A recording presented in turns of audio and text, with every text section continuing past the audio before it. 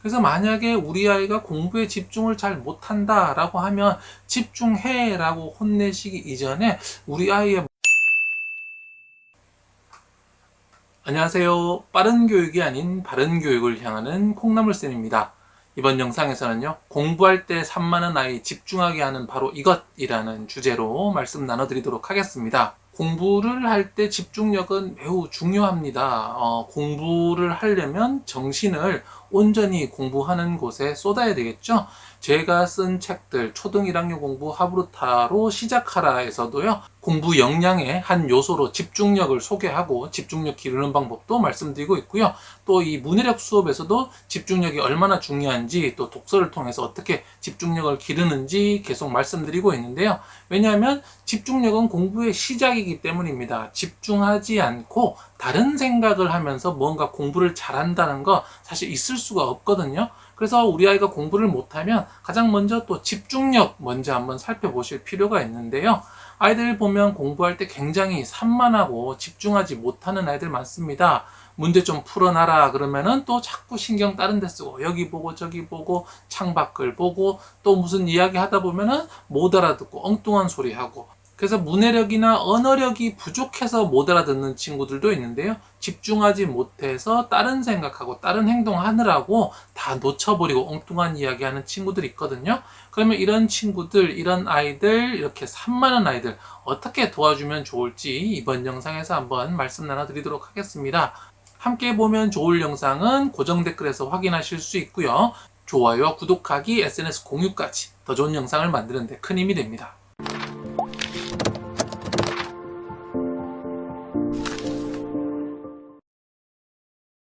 공부할 때 산만한 아이 집중하게 하는 바로 이것, 첫 번째는요, 심리적, 신체적 상태를 확인해 주세요 라는 내용으로 말씀 나눠드리도록 하겠습니다.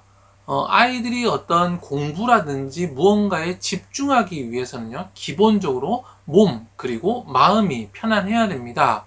우리 부모님께서도 뭐 회사 일을 하시거나 가정 일을 하실 때 몸이나 마음이 아프면 좀 제대로 집중하기 힘드시잖아요. 예를 들어 심리적으로요, 불안하거나 좀 우울하다라고 하면 아무래도 공부에 집중하기가 어렵습니다. 또 신체적으로 많이 피곤하다든지 배가 고프다든지 또 잠이 많이 온다, 수면이 부족하다 이럴 때는 역시 집중을 하기가 어렵습니다.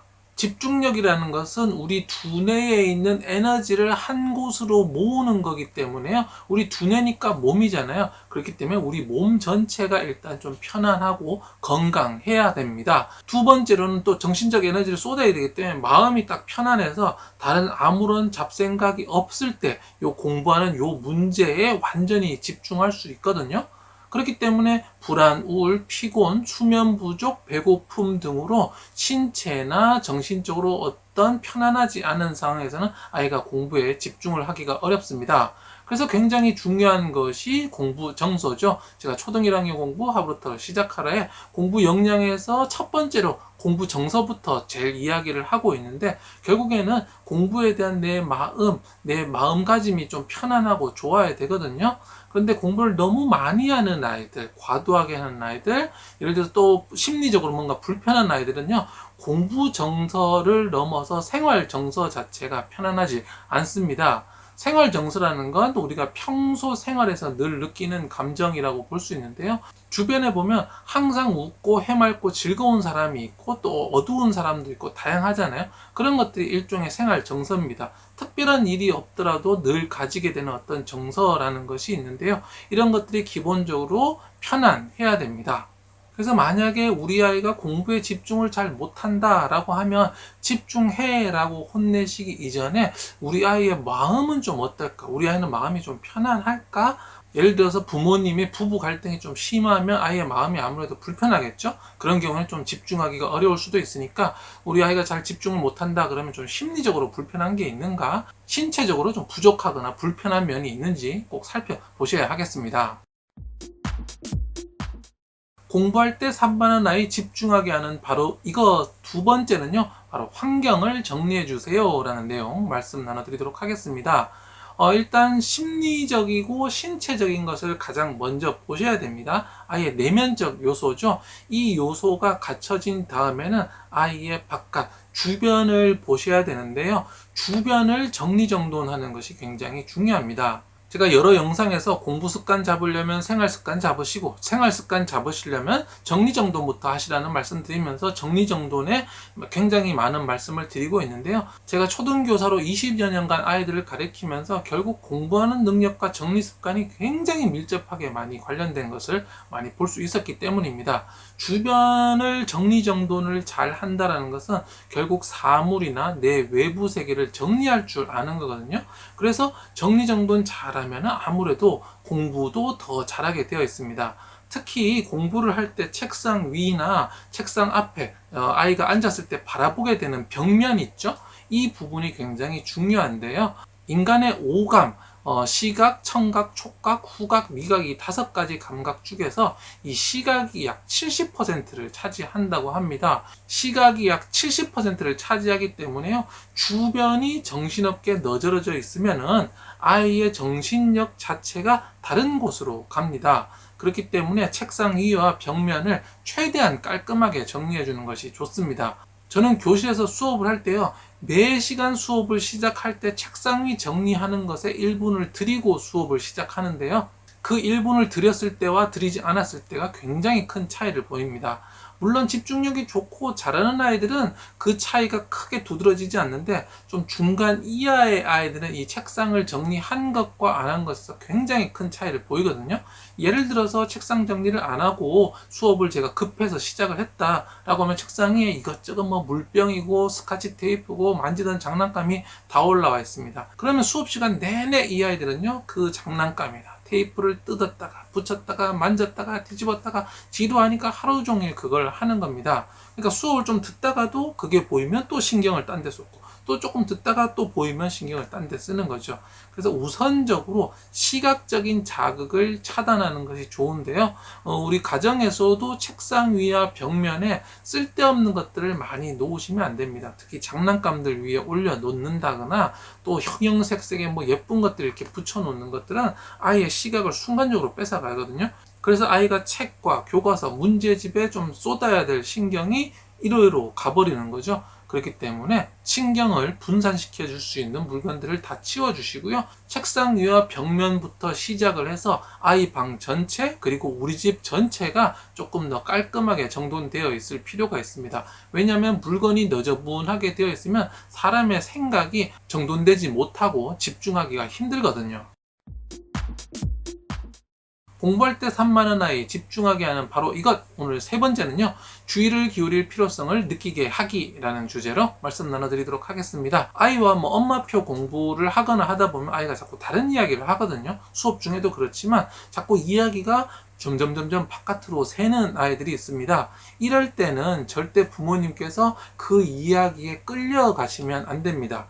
아이가 하는 이야기에 끌려가시거나 또 아이가 그런 이야기를 한다고, 다른 이야기를 한다고 너무 길게 혼내지도 마시고요. 그냥 단칼에 잘라주세요. 자, 그거는 지금 하고 있는 내용과 아무런 상관이 없는 거야. 자, 그 이야기 끝. 자, 다시 여기 집중해. 또 다른 이야기 하면요, 단칼로 딱 끊고 다시 여기에 집중해. 그거는 지금 할 것이 아니야 라고 단칼에 끊으셔야 됩니다. 자녀 교육에 경험이 부족하신 분이나 수업 스킬이 부족하신 선생님들께서는요, 여기에 계속 끌려가시고 또 잔소리를 길게 늘어놓으세요. 너 이렇게 집중 안 하면 어떻게 하니? 이러다가 뭐가 되겠니?부터 시작해서 네가 그러니까 공부 못하지부터 시작해서 계속해서 잔소리를 뿜어내면서 결국은 그 공부하는 분위기를 해치는 게 또 그 가르치는 어른일 수 있거든요. 그렇기 때문에 긴 말 필요 없이 그냥 단칼에 그거는 지금 이야기할 것이 아니야. 끝! 하고 다시 돌아오시는 연습을 하셔야 되고요. 그 다음에 아이에게 선택권을 주셔야 돼요. 자, 네가 이 분량을 해야 되는데 산만하게 다른 짓 하면서 하면은 30분 걸려. 근데 네가 정말 집중해서 하면 10분 만에 끝낼 수 있어. 10분 만에 끝내고 20분을 노는 게 좋을까? 아니면 그냥 늘어지게 대충 산만하게 하면서 30분 아니면 1시간 하는 게 좋을까? 이것은 너의 선택이다 라고 선택권을 주시는 겁니다.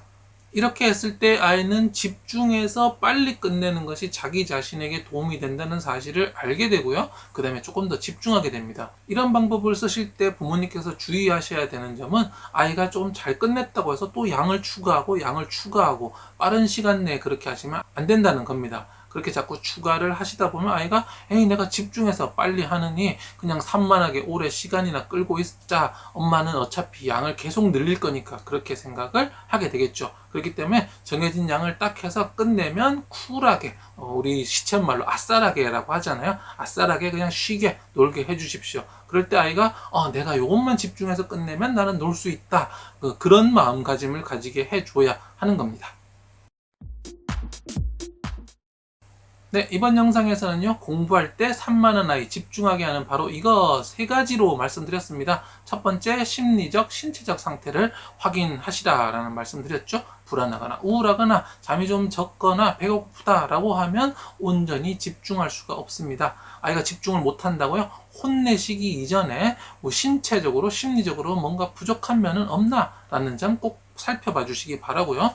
두 번째로는 환경을 정리해 주시라는 말씀 드렸습니다. 우리 인간의 시각이 우리 인간에게 들어오는 자극의 70%를 차지한다고 하기 때문에요. 만약에 이 70%를 통제하지 못한다면 아이의 신경이 온갖 곳으로 다 날아가게 됩니다. 그래서 공부하기 전에 책상 위와 정면에서 마주보게 되는 벽, 그 부분을 좀 깔끔하게 정리해 주시고, 되도록이면 장난감이라든지 뭐 스티커 같은 것들 붙이지 않도록 깔끔한 형태를 유지해 주시고요. 그 다음에 거기서 아이 방, 그 다음에 우리 집 전체를 정리할 수 있게 해주시기 바랍니다. 네, 그 다음으로는 주의를 기울일 필요성을 느끼게 해주셔야 된다고 말씀드렸죠. 아이가 공부하는 중에 딴소리 하면은 거기에 끄달려 가서 같이 이야기하거나 막 또 잔소리로 이야기를 길게 하지 마시고요. 그냥 단칼에 잘라 주시기 바랍니다. 그 다음에는 아이에게 선택권을 주셔야 돼요. 이것을 집중해서 제대로 해놓으면 10분 만에 끝나는데 네가 산만하게 하면 이거 30분도 할 수 있다. 집중해서 10분 하고 20분 놀던가, 아니면 대충대충 산만하게 하면서 30분 하거나, 이것은 너의 선택이다 라고 알려주시고요. 이 두 가지를 자꾸 경험할 수 있게 해 주시기 바랍니다. 그러면 아이가 집중해서 10분 만에 하는 게 나한테 좋구나 라고 하면서 좀 더 집중하려는 마음과 태도를 가질 수 있습니다. 네, 고정 댓글에 보시면요, 콩나물쌤 채널 전체 영상 목록이 있으니까요, 그 영상을 활용하시면요 다양한 영상 확인하실 수 있습니다. 블로그에 글이 쭉 올라와 있는데요, 컨트롤 F 하셔서 검색어 누르시면 영상들이 뜨거든요. 그렇게 해서 원하시는 영상 또 찾아보시면 좋겠고요. 네, 영상 보시고 또 도움이 되셨다면 좋아요, 구독하기, SNS 공유까지 더 좋은 영상을 만드는 데 큰 힘이 됩니다. 감사합니다.